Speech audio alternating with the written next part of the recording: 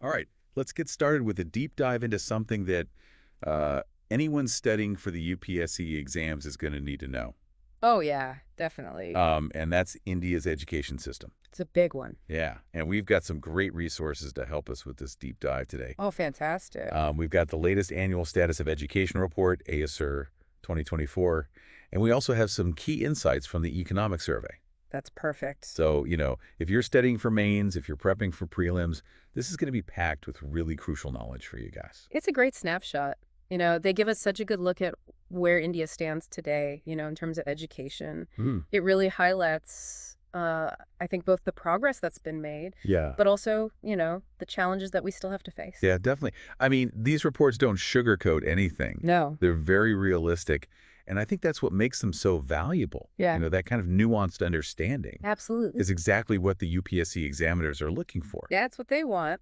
So let's start with the good news, Okay. because ACER 2024 actually has a lot of it. Oh, good. Enrollment is up, particularly in rural areas, That's great. which is really, really encouraging. It is. And dropout rates are down, Fantastic. especially for girls.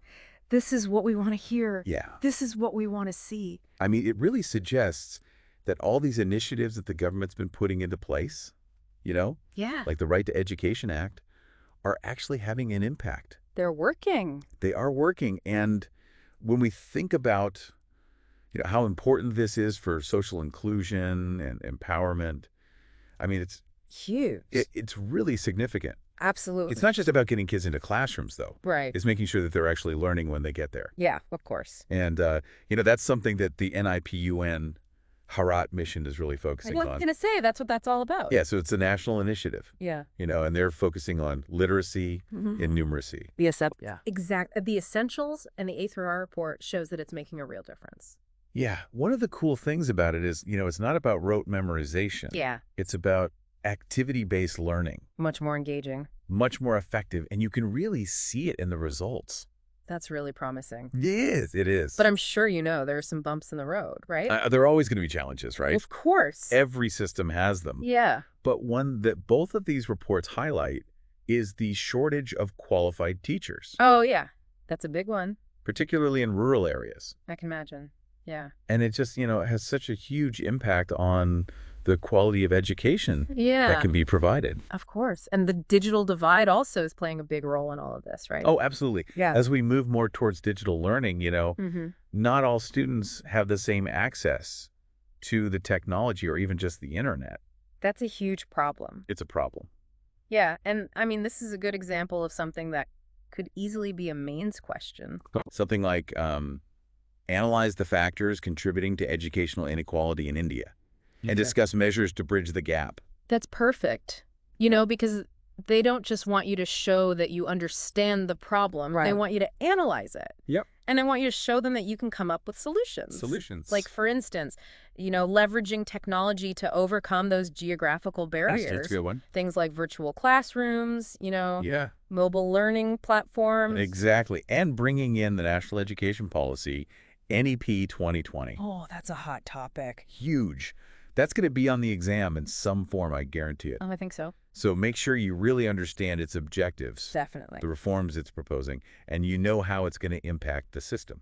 They could even ask you something like, what is the NEP's vision for holistic development? Yeah. Or what is their emphasis on vocational training? Oh, for sure. Or even for mains, they could ask you to evaluate how feasible these recommendations actually are. Oh, yeah. Yeah. Especially when you consider all the challenges and, The resourcing. the resources Yeah. that are available or not available. It's all about connecting those dots Exactly. between the policy and reality. Which is, what being a civil servant is all about. Yeah, exactly. And, the ACER report actually does a really good job of highlighting some examples Oh, yeah. from other countries Hmm. that India could learn from. I love that they do that. Yeah, I think it's really interesting. And one that I found really fascinating was Finland. Oh, Finland's great. Yeah, their approach to early childhood education is so different from ours. So different. They focus on play-based learning, Hmm. and they don't even start formal schooling until kids are 7. It's wild. I know. It's Ugh. such a contrast. Here, there's so much pressure to start academics really early. That's true. And, you can't argue with the results. Right. Finland consistently ranks at the top At top. of those international education assessments like PISA. Makes you wonder, could we adapt some of their principles? To the Indian context. Yeah, I mean, imagine if we gave kids more time Yeah. to develop those essential skills Play. through play, through exploration, before we threw them into academics. Yeah. Would it lead to better learning outcomes in the long run? It's such a good question. It is. I mean, obviously, any change like that, Yeah. it would require, a lot of consideration Yeah. of all the factors, the culture, Of course. the existing, infrastructure. Right. But I think it's really valuable to just see that there are different approaches out there. That's what I love. Yeah. And, maybe that can help us Spark some new ideas. spark some new ideas. Yeah. And they also talk about Switzerland. Oh, Switzerland. Yeah. Their apprenticeship model is so different from what we do here. I was just thinking about that. Yeah. Their system lets students choose a vocational track after elementary school. Okay. And they actually get to learn to trade directly from professionals. That's amazing. It's so practical. It is. And it prepares them, for specific careers. Yeah. And it addresses, that growing need that we have for skilled labor. Totally. It's like a fast track to real world experience It is. and employability. Uh-huh. I wonder if that could help us address the unemployment issues we have with young people here in India. Oh, that's a great point. It is. And, for the UPSC exams, that connects directly to, Socioeconomic development. socioeconomic development, policy making, all of that. For sure, being able to analyze these global models and see, how they could potentially work in India, Yeah, that's really going to make you stand out in the mains exam. for sure. And it just shows, that you have an understanding of the global trends in education. Exactly. Yeah. So we've covered some really important insights today We have from the ASER report and the economic survey. lots of good information. Yeah, we've highlighted the progress that's being made, but, we've also talked about those challenges. The good and the bad. Yeah, and even brainstormed some potential solutions. We did. But, before we start talking about some of those solutions, Okay. I think it's time to take a quick break. Sounds good. All right, so we're back. And, we've been talking about the current state of education in India, We have. but now I kind of want to look ahead a little bit. Okay. If you were in charge, Interesting. how would you improve the system? What would you do? That's a good question. I think it's a really important question to think about, especially Oh, yeah. for our UPSC aspirants out there, Mm-hmm. because you guys might actually be in a position one day To make those changes. to make those changes. Exactly. It's exciting. It is. Yeah. So let's brainstorm a little bit. Yeah. We've talked about teacher training being a major issue. It is. What if we, made the selection process Sure. more rigorous for teacher training institutes? I like that. Yeah. And then also provided ongoing professional development Oh, yeah. opportunities, Yeah. Keep them up to date. keep them up to date. Exactly. That's a great idea. And I think we should think about, attracting more talent to the profession, Yeah. How do we do that? right? I mean, right now it's not really seen as Yeah. a desirable career path for a lot of people. No, it's not. So what if we offered scholarships? Okay. Loan forgiveness programs, things like that. That would make a difference. Yeah. And of course, we can't forget about infrastructure, Huge. I mean, especially in rural areas. Oh, I was just thinking that. They lack basic facilities, Like what kind of things? proper classrooms, libraries, sanitation even. It's so important. Yes. Yeah. So, investing in infrastructure upgrades Mm-hmm. would go a long way in creating, A better environment for a learning. better environment for learning. Yeah, for sure. That makes a huge difference. And as we move more towards digital learning, Which we are. we have to address the digital divide. Absolutely. So, things like expanding Paratnet, Oh. providing subsidized devices, for those students who can't afford them. That would be great. Yeah, those are all good steps. Yeah. And then we have to talk about the curriculum, Oh, yeah. The curriculum's a big one. right? I mean, NEP 2020, emphasizes holistic development, 21st century skills, all of that. But, How do we actually implement that? yeah, how do we translate that vision into practice? It's a big leap. It is. And it requires a shift from rote learning, Ugh. Yeah. to more experiential and project-based learning. Engaging them. Engaging them, exactly. Yeah. Yeah. I mean, imagine classrooms where students are actually encouraged I love that. to think critically, solve problems, be creative. That's what they need. That's what they need for the future. The real world. The real world. Yeah. Yeah, and vocational training. Oh, such an important one. Yeah, if we integrate that into the mainstream curriculum Early on. early on, that would make such a difference. It would give them skills. Skills that employers are actually looking for. And it aligns with the government's Skill India initiative, Oh, for sure.